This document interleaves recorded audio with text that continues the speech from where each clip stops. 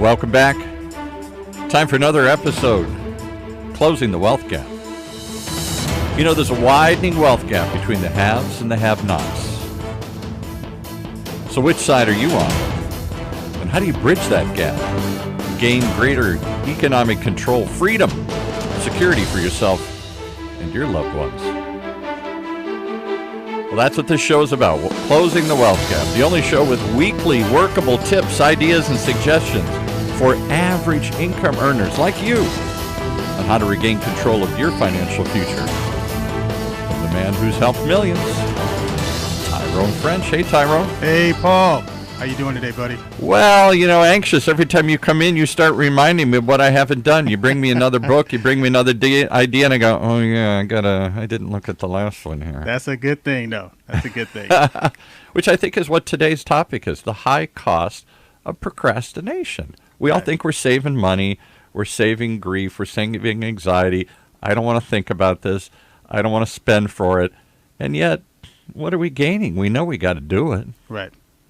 So it's easier to put it off. Easier to put it off. And I always say to people, I said to you before, maybe I've come up with the answer. I don't deny it. I just delay it or defer it. Wow. That's incredible. And you're right.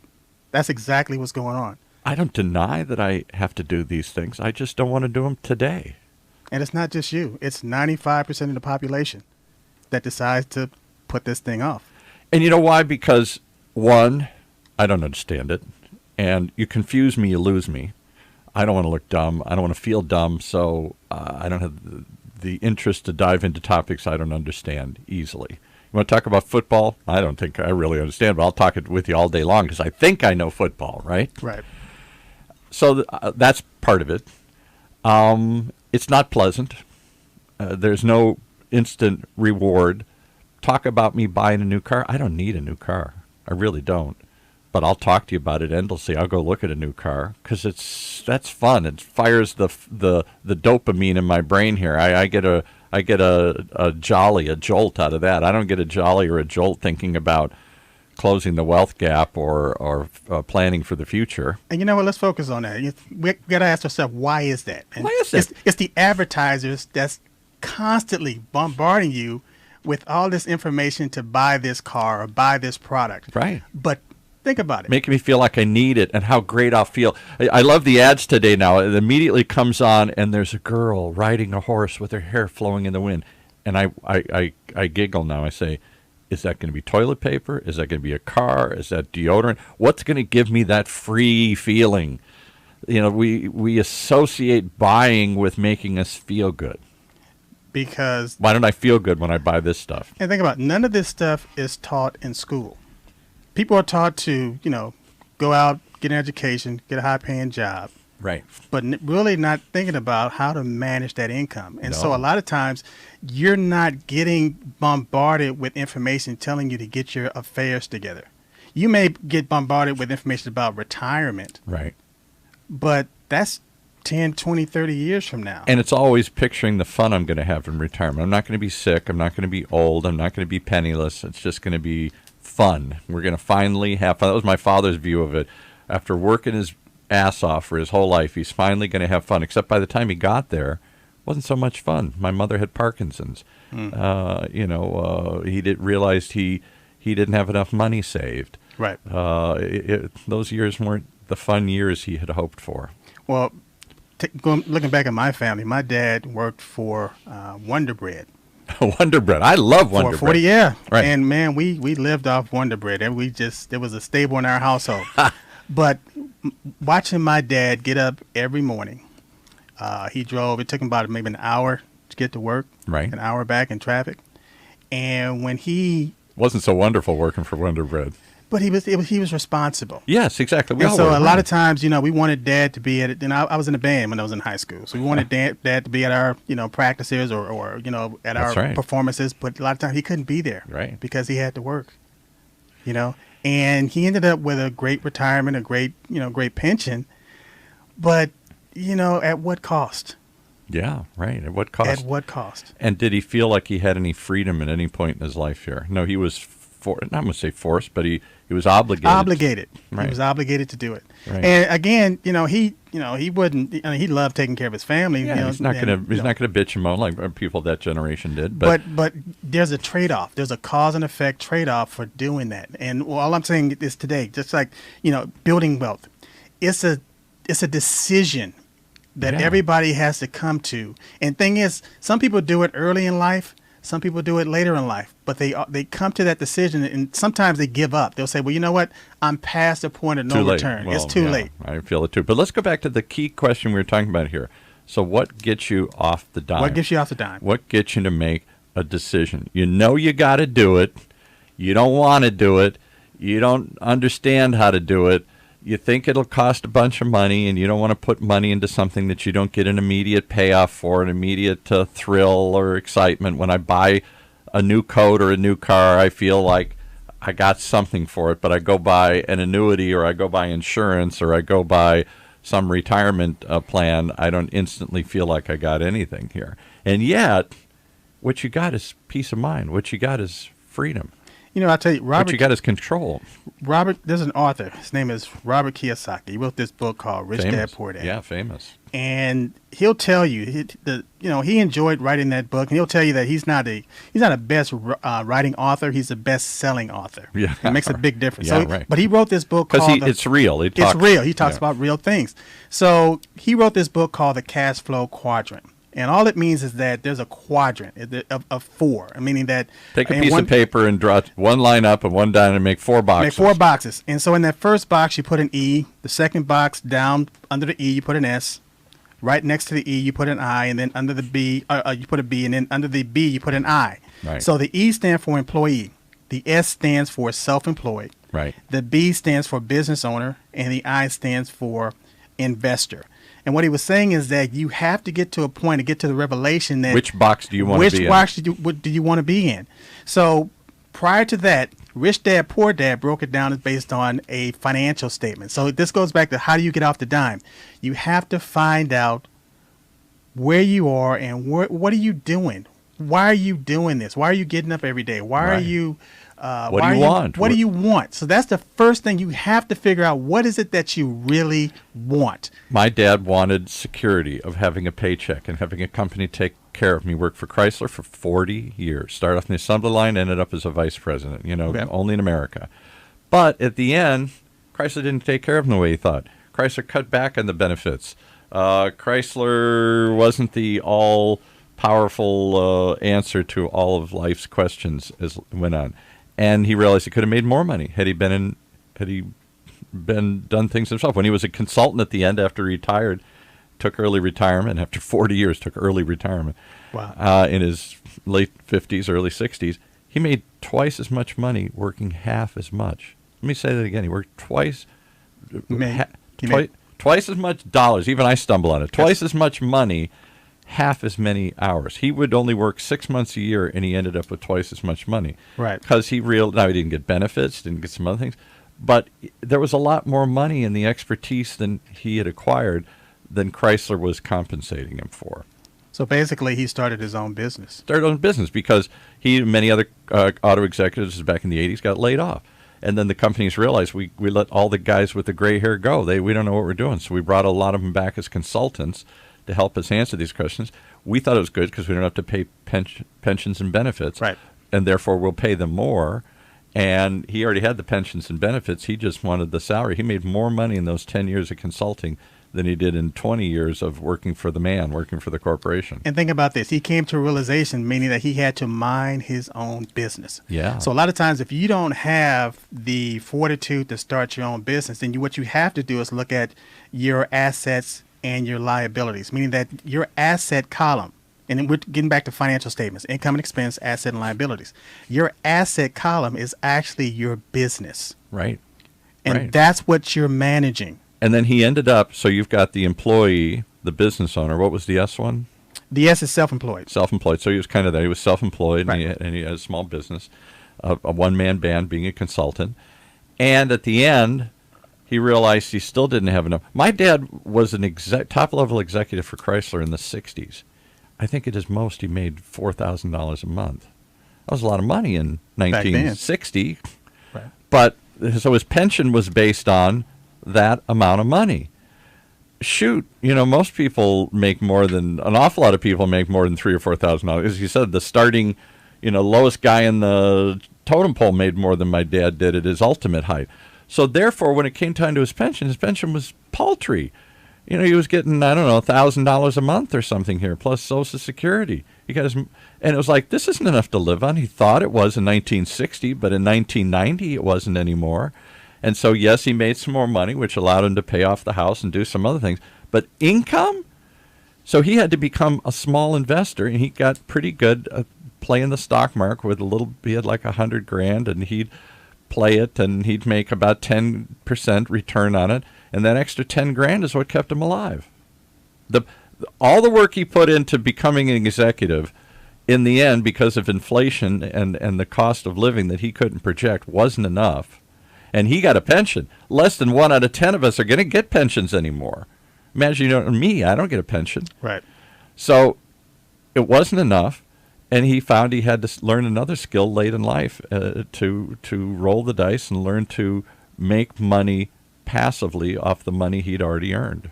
And again, it goes back to that, what's going to get you off the dime to motivate you or inspire you to actually take responsibility for your financial future. Well, there's only two things they say that motivate you: fear and greed. And so my dad he would never leave the company. He was offered other jobs along the way, but I'm going to stay true and loyal to Chrysler. And in the end, he was kind of bitter and burned out. They pushed him out like they did so many other executives. The pension wasn't worth what he thought it was going to be. They cut back on his benefits over time, kept cutting things out, cutting back, which angered him and annoyed him. I gave you 40 years. You promised to take care of me for the next 40. Now you don't want to honor that promise anymore here. And so along the way, he had to become a self-employed businessman. He didn't want to, but he was forced to when he was forced out early.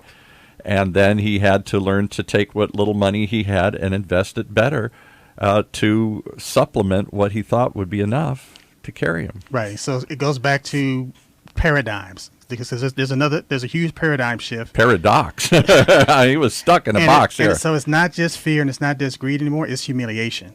Yeah. Humiliation is actually causing people to take a look at what's really going on. Yeah. And looking at their best interests as opposed to somebody else's. Yeah. Meaning that you're in a position to where you're making the top 5% richer, but the lower 95% is getting poorer and poorer. You're getting into politics here. And so don't now, give me, the gap is, we know it, that since at least the 80s, we've seen the growth in the upper 5% grow enormously. Even my father used to say, I don't want to get too deep into politics here, but my father was an upper-level executive. He was a vice president. I don't know how many there were, but there weren't a lot of them.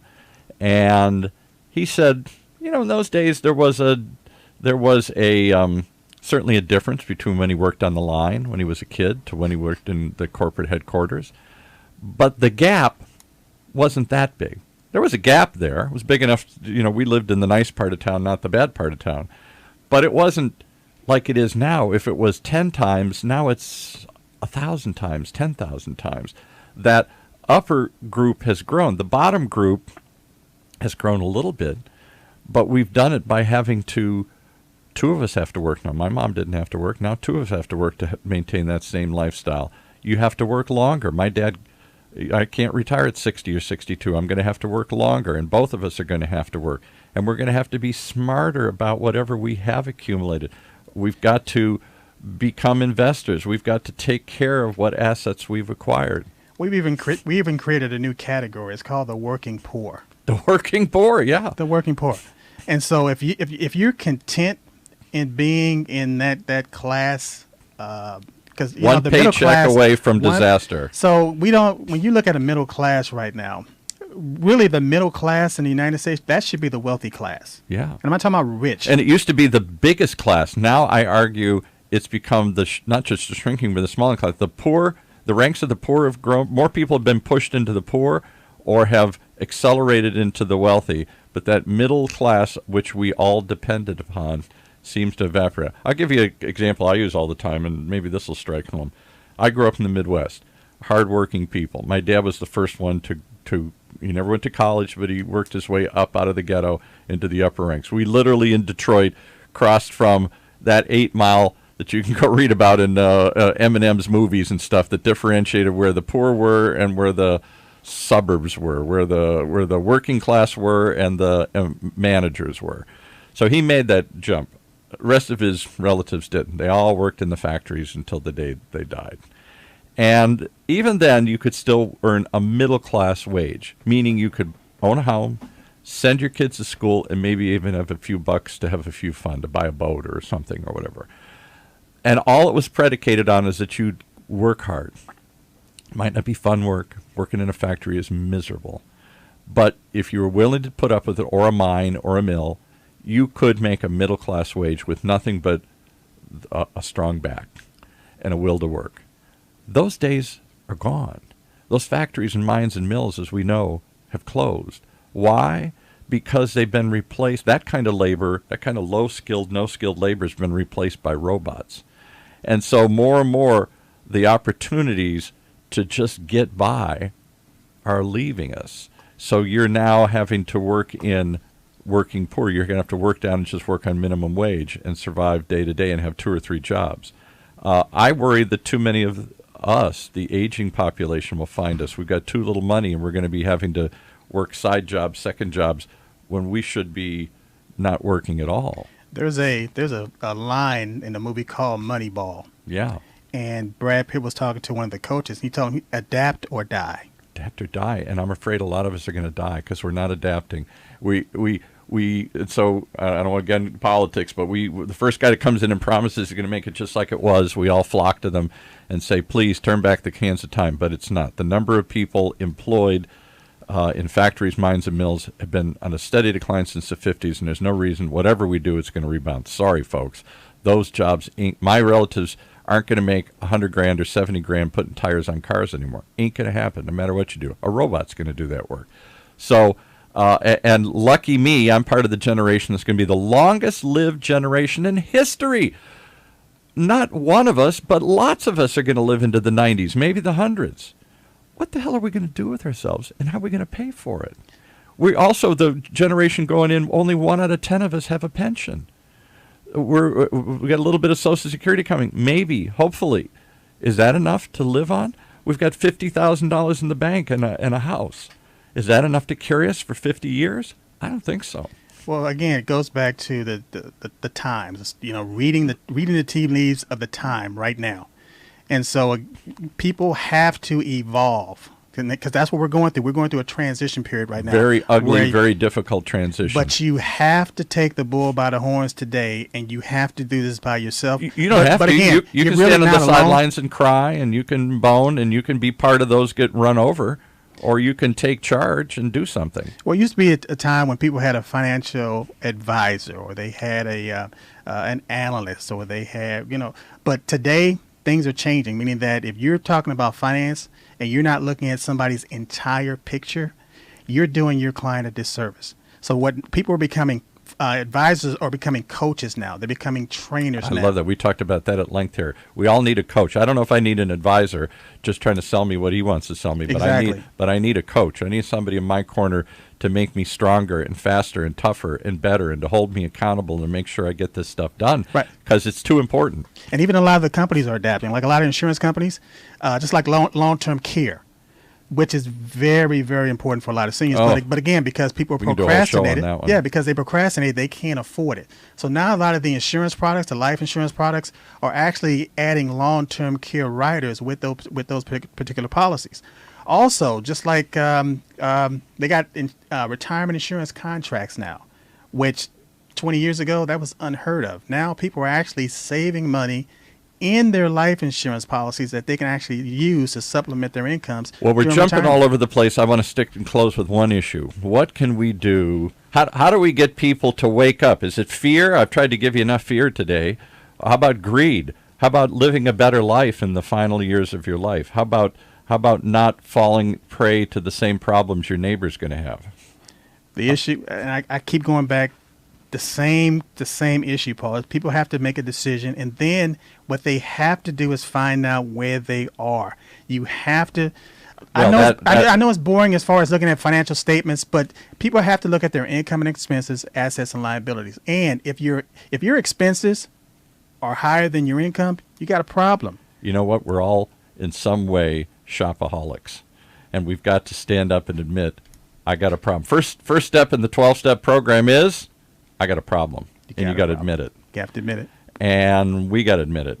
And we got to admit that we've been hiding. We're heading into an uncertain time. We're heading into old age, which is going to be a lot longer and a lot more expensive than we've planned for. And we've got to wake up before it is too late and find a way to make sure we not only close the wealth gap, but add some peace of mind and security to what could be a very uncertain, unsecure time ahead. Paul, I tell you, a lot of my clients, and I tell them, again, I'm not talking about my high-end clients. They're fine. They're fine. But when we talk about that 95%, I tell them, we talk about a paradigm shift, just like holidays. There's no law, there's no rules saying that you have to participate in every single holiday. Yeah, you do. Come on. So some of those holiday dollars that you're actually spending to enrich the 1% and the 5%, why not take some of those dollars and put it towards your own program? Or that time. Imagine if you just set aside some time. Right now you work and you relax. You work and you zone out. That was the factory mentality. You work your butt off and you come home and you zone out. What if you worked a little less and zoned a little and learned a little more? All of that. I like that. It is a paradigm shift, but it means, I'll give you another example. Put it another way. I never learned how to do anything with my hands. My father grew up the hard way, had to fix everything, knew how to do everything. I grew up relatively affluent, upper suburbs. I didn't have to struggle. I didn't have to learn how to fix a car or patch a hole in a wall until I bought my own house. And people started coming up and they wanted $500 to do this. And I thought, the hell with that. I can figure out how to paint this. I can figure out how to do that. And I had to, bit by bit, go out and get tools. And it was ugly and it was hard. And I'd go to Home Depot. They were my coach. And they'd teach me bit by bit how to patch something, how to fix something. I'd do something. And I didn't do it because I wanted to. I did it because I had to. Although I couldn't afford to pay everybody what they wanted to do. Once I took on this house, I took on a burden and a responsibility. Think of your life and your life's plan that same way. Whether you like it or not, it's in your hands. And you can pay somebody to do it, or you can let it fall apart in disrepair, or you can take care of it yourself. Learn to take care of it yourself. I'll tell you what, though, there's one other point I'd like to interject. There's a lot of people making a lot of money on the internet today from home.